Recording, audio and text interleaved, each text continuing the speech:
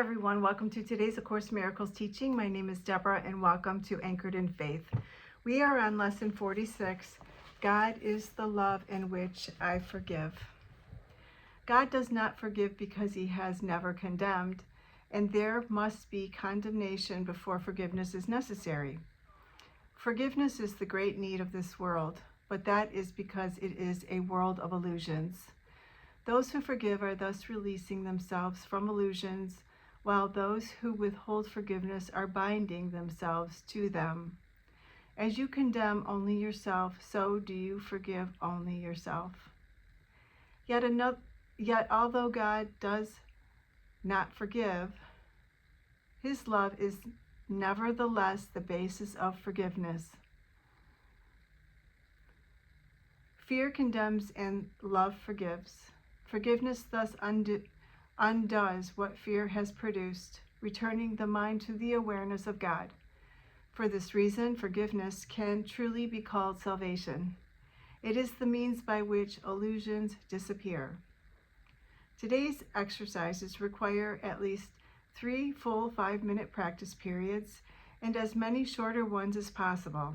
Begin the longer practice periods by repeating today's idea to yourself as usual. Close your eyes as you do so and spend a minute or two in searching your mind for those whom you have not forgiven. It does not matter how much you have not forgiven them. You have forgiven them entirely or not at all. If you are doing the exercises well, you should have no difficulty in finding a number of people you have not forgiven. It is a safe rule that anyone you do not like is a suitable subject. Mention each one by name and say, God is the love in which I forgive you, and then say their name. The purpose of the first phase of today's practice periods is to put you in a position to forgive yourself. After you have applied the idea to all those who have come to mind, tell yourself, God is the love in which I forgive myself. Then devote the remainder of the practice period to adding related ideas such as God is the love with which I love myself. God is the love in which I am blessed. The form of the application may vary considerably, but the central idea should not be lost sight of. You might say, for example, I cannot be guilty because I am a son of God. I have already been forgiven. No fear is possible in a mind beloved of God. There is no need to attack because love has forgiven me. The practice period should end, however, with a repetition of today's idea as originally stated. The shorter practice periods may consist either of a repetition of the idea for today in the original or in a related form, as you prefer. Be sure, however, to make some specific applications if they are needed. They will be needed at any time during the day when you become aware of any kind of negative reaction to anyone, present or not.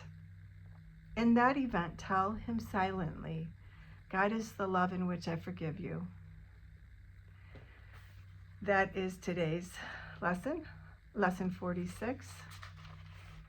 God is the love in which I forgive.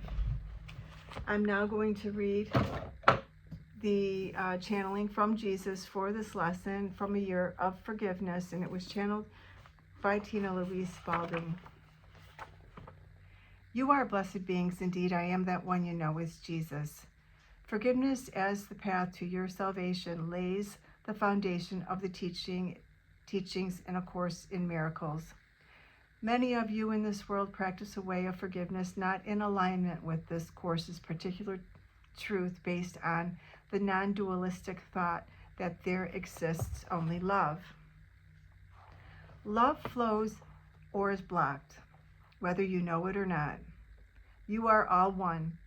Non-dualism means you are not divided. The practice of forgiveness in the dualistic world differs from the practice of forgiveness we teach here, and it is important to bring it to mind early in your learning. In the dualistic world, you see people who have committed sins. Maybe they robbed you, betrayed you, or cheated you, Over time, you get so sick of hating them that you decide to forgive them of their sins. They still did those terrible things, and you think they are bad people, but eventually the suffering of judgment can wear you down, and you might forgive. Many people don't ever forgive anything. They take their resentments to the grave and will have to deal with them in another incarnation. That is indeed so. Your reincarnational journey is one of many opportunities to do this work. We encourage you to do this work now. Why? Because now is the time. It is the end of a spiritual season. There is an escalating energy permeating all that is. It seeks you to remove from your mind all illusions, and that is what forgiveness does. It removes from your mind the illusion that others are separate from you. You are good and they are bad. You are innocent and they are guilty. These are illusions. In true forgiveness, as it is described in A Course of Miracles, you realize you are all one. You are actors in a dream playing your parts, the good guys and the bad guys. In truth, you are all connected. When you pass over, you will see that you assigned these tasks to the bad guys in your play. So why attack them? Why judge them? Why call them bad when, in fact, you brought them into manifestation through your desire for separation? Just the same, you have a desire for reunification of mind, as well as body and spirit, with all that is.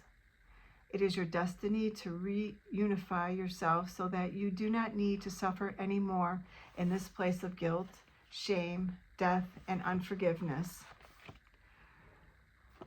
Those are a lot of words for today's lesson, but we want you to understand that forgiveness does not mean an act did not happen in human terms. You must look after yourself in human terms. If somebody is a rapist, you don't want to hang out with that person, but it is important you forgive any trespasses perpetrated against you.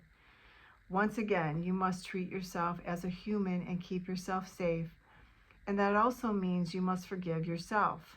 You must forgive the foolish decisions you've made in the past and the unloving things you've said and done, because you didn't know any better.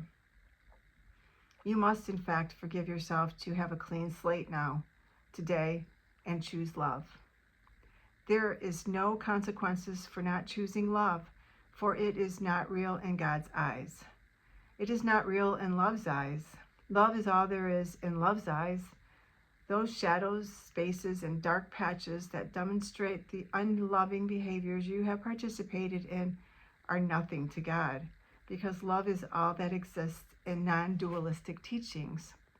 I am that one you know as Jesus. I love you, all regardless of what you've done, what you've said, how you dress, how much you weigh, how much money you have, or where you live.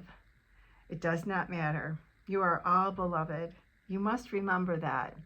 We will see you again tomorrow. Thank you so much for being here. And I will see you again tomorrow for Lesson 47. Have a beautiful day.